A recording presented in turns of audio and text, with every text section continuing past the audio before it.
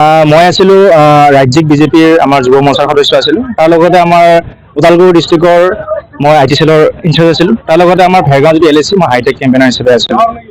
আৰু বিজেপিক একচুৱেলি মই অন্তৰৰ পৰা বেয়া নাপাওঁ, আৰু বিজেপি যি আদৰ্শ মোৰ অন্তৰৰ সেইটো মোৰ যিটো পাৰ্টিত নাছিলোঁ। মই পঢ়া শুনা কম যদিও বেছিও নহয় কমো নহয়, মই ইকনমিক্সত মাষ্টাৰ কৰিছোঁ আৰু মই দিল্লীৰ পৰা NSG পাছত কৰিছোঁ।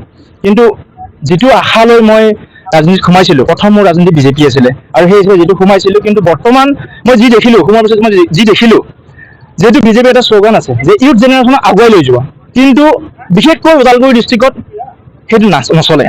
আপোনালোকে হয়তো গম পাইছে, কম দিন 2-3 মাহ আগত আমাৰ সুনীল গোস্বামী তেখেত ওলাইছে, তেখেত এজন এডুকেটেড পাৰ্চন, তেখেতে থাকিব নোৱাৰিলে।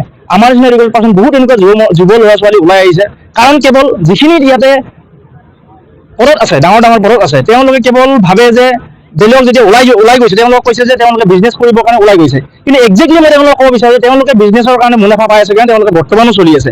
বহুখিনি ভালোখিনি ডাঙৰ ডাঙৰ পদৰ মানুহখিনি যিখিনিয়ে হয়তো ক'ৰবাত কাম পোৱা নাই, হয়তো ক'ৰবাত তেওঁলোকৰ পৰা অনীহা পাইছে, তেনেকুৱা মানুহখিনি ওলাই আহিছে। আজি হয়তো বহুখিনি মানুহে জইন কৰিছে, আৰু বহু মানুহে জইন কৰিব। মই ডাইৰেক্টলি ক'ব নাযাওঁ আৰু কাকো অভিশাপ দিয়াৰ মোৰ ক্ষমতাও নাই, আৰু কিন্তু BTCত বিজেপিক একচেপ্ট নকৰে মানুহে, আমাৰ মানুহখিনিয়ে। তাৰ লগতে মই আৰু এটা কথা ইনক্লুড কৰিব বিচাৰোঁ, আপোনালোকক অৱগত কৰিব বিচাৰোঁ, যিহেতু APPL চৰকাৰৰ যিহেতু BTCত আমাৰ 3টা কাল BPL চৰকাৰ গঠন কৰিছিলে, আৰু হয়তো আপোনালোকে সকলোৱে গম পায় যে BTCৰ মেইন কৰ্তা ধৰ্তা বা আমাৰ BPL চৰকাৰে কৰিছিলে। কিন্তু APPL চৰকাৰ যেতিয়া আহিলে, বহুখিনি মানুহে টেঙা পালে আৰু বহুখিনি কষ্ট পালে, আৰু বিশেষকৈ আমাৰ যিখিনি মই ক'ব পাৰোঁ, যিখিনি আমাৰ অবহু আছে বা যিখিনি বড়ো বাহিৰে যিখিনি মানুহ আছে, তেওঁলোকে APPLক ডাইৰেক্ট টাৰ্গেট কৰিছিলে, আৰু সেইকাৰণে গোটেইখিনি মানুহে APPLক গোটেই নৎসাত কৰি দিলে, আৰু সেইকাৰণে বৰ্তমান APPLক সকলোৱে ভাল পাইছে। আৰু আমাৰো এটা আশা আছে যে ৰাইজৰ কাৰণে কিবা এটা কাম কৰিব পাৰোঁ নেকি, ৰাইজৰ হৈ ওলাই আহিছোঁ, চাওঁ।